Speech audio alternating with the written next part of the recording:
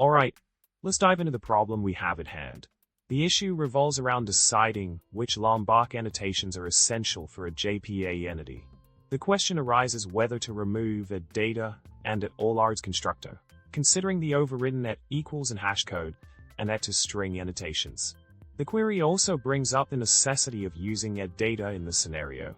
Moving on to the solution provided, it emphasizes the importance of using Lombok annotations wisely, particularly in JPA entities. The recommendation is to avoid using at data or at equals and hashcode due to potential performance and memory consumption issues. The solution suggests using at to string cautiously, excluding lazy fields. Instead of relying on certain Lombok annotations, a personal recommendation includes using at getter, at setter, and at accessors, while ensuring the presence of a no arguments constructor. Additionally, the importance of defining fluent setters is highlighted for building new instances effectively. Now let's zoom in on a specific piece of the solution shared previously. The provided code exemplifies a refined approach to handling JPA entities using Lombok annotations.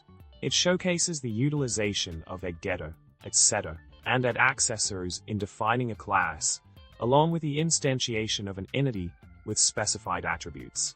By focusing on such annotations and practices, JPA entities can be structured efficiently, ensuring optimal performance and maintainability in the application.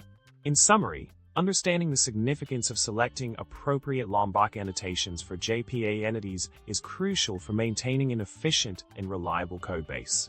By following the recommended practices and approaches, developers can streamline entity definition while avoiding potential pitfalls associated with incorrect annotation usage. Remember, coding smart is the key to building robust applications. Well, folks, it's time to wrap up. Don't forget to hit that subscribe button, like the video, and share your thoughts in the comment section below. Happy coding!